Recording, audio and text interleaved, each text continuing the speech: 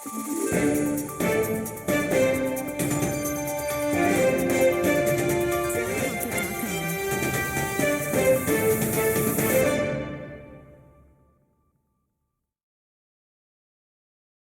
नमस्कार, मैं कौस्तुभ उपाध्याय। प्रखर खबर में एक बार फिर आप सबका स्वागत है।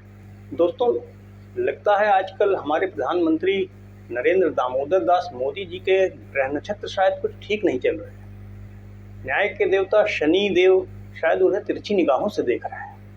तभी तो देश के कोर्ट से उनके लिए एक के बाद एक परेशानी बढ़ाने वाली खबरें सामने आ रही हैं। लगभग 2 महीने से जेल में बंद दिल्ली के सीएम अरविंद केजरीवाल को जमानत देने के बाद सुप्रीम कोर्ट ने अब एक ऐसे मामले को सुनवाई के लिए स्वीकार कर लिया है जो शायद मोदी जी की परेशानी को और बढ़ा सकता है।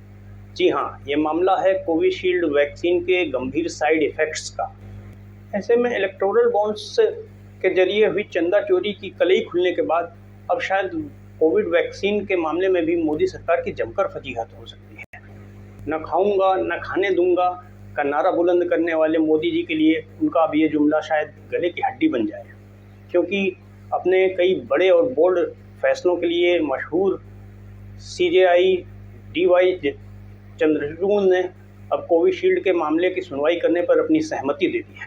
हालांकि कोर्ट ने अभी इस मामले की सुनवाई के लिए कोई निश्चित तारीख तय नहीं की है, लेकिन माना जा रहा है कि अगर इलेक्टोरल बॉन्ड की तरह ही इस मामले में भी सुप्रीम कोर्ट कोई कड़ा फैसला दे देता है तो मोदी सरकार के लिए ये एक आफत की नई वजह बन सकता है। कोविशील्ड वैक्सीन का फार्मूला तैयार करने वाली ब्रिटेन की कंपनी एस्ट्राजेनिका द्वारा ब्रिटेन की एक अदालत में अपनी वैक्सीन से होने वाले गंभीर साइड इफेक्ट्स की बात को स्वीकार करने के बाद अब भारत में भी एक वकील ने सुप्रीम कोर्ट में इसे लेकर याचिका दाखिल कर दी है। विशाल तिवारी नाम के इस अधिवक्ता ने अपनी याचिका में ये गुहार लगाई है कि सुप्रीम कोर्ट के रिटायर्ड जज की अगुवाई में सीनियर डॉक्टर्स का एक ऐसा पैनल बनाया जाए जो इस वैक्सीन के साइड इफ़ेक्ट्स की गहनता से जांच करे। मामले की जांच कराने की मांग करने के साथ ही उन्होंने कोर्ट से ये अर्जी भी लगाई है कि कोर्ट सरकार को तत्काल ऐसे निर्देश जारी करे कि वो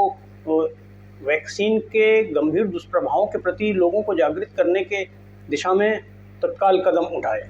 याचिकाकर्ता ने कोविशील्ड वैक्सीन से लोगों को हुए गंभीर नुकसान की जिम्मेदारी तय करने के लिए भी कोर्ट से आग्रह किया है कि सरकार को इस बारे में भी निर्देश दिए जाए। इसके अलावा इस याचिका में ये भी मांग की गई है कि कोविशील्ड वैक्सीन के चलते जो लोग अक्षम हो गए हैं या जिनकी मौत हो गई है उन्हें भी समुचित मुआवजा देने का सरकार को निर्देश दिया जाए। एस्ट्राजेनिका और ऑक्सफोर्ड यूनिवर्सिटी द्वारा मिलकर बनाई गई इस वैक्सीन को ही भारत में कोविशील्ड के नाम से करीब 2.25 करोड़ लोगों को लगाया गया था। इसका निर्माण अदार पूनावाला की अगुवाई वाली सीरम इंस्टीट्यूट ऑफ इंडिया नाम की कंपनी ने किया था। आपको याद ही होगा कि कोरोना की दूसरी लहर के बीच अदार पूनावाला के ब्रिटेन चले जाने की खबरें सामने आई थी। उस समय उन्होंने अपने ऊपर बहुत ज़्यादा प्रेशर होने की बात कही थी और इसी के चलते भारत छोड़ने का हवाला दिया था।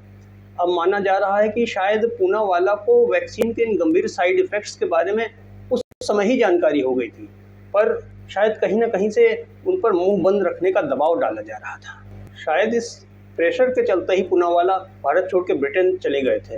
हालांकि उस समय देश में काफ़ी हो हल्ला मचने के बाद उन्हें जैसे तैसे मान मनव्वल करके भारत वापस बुला लिया गया था, क्योंकि पूनावाला के देश छोड़ के जाने से ये हवा बन गई थी कि ज़रूर इस वैक्सीन में कुछ ना कुछ झोल है जिसके चलते इसे बनाने वाला शख्स देश से भागा भागा फिर रहा है। अब एस्ट्राजेनिका की इस स्वीकारोक्ति के बाद ये आशंकाएं काफ़ी हद तक सच साबित होती दिखाई दे रही हैं।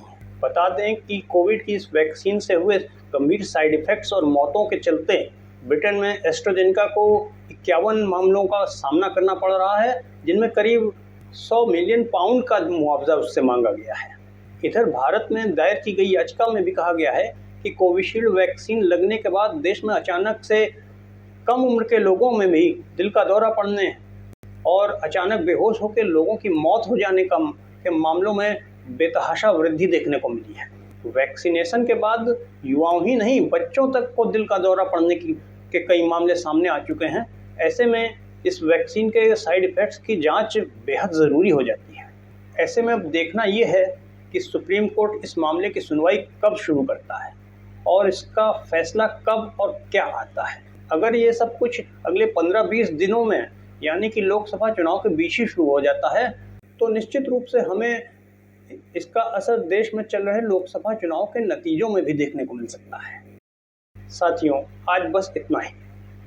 इसी के साथ मैं कौस्तुभ उपाध्याय लेता हूँ आप सबसे इजाज़त। फिर मिलेंगे किसी नए मुद्दे, किसी नई खबर और किसी नए न्यूज़ एनालिसिस के साथ प्रखर खबर में। और अंत में आप सबसे फिर एक बार वही गुजारिश कि ताज़ा तरीन खबरों और न्यूज़ एनालिसिस के लिए झटपट लाइक और सब्सक्राइब कीजिए अपना मनपसंद न्यूज़ एनालिसिस चैनल प्रखर खबर। नमस्कार साथियों। तख्त की न ताज की, लोगों की, समाज की, सत्ता का पहरा हो जिस पर हर उस गहरे राज की। प्रखर खबर, पैनी नजर, गहरा असर। प्रखर खबर।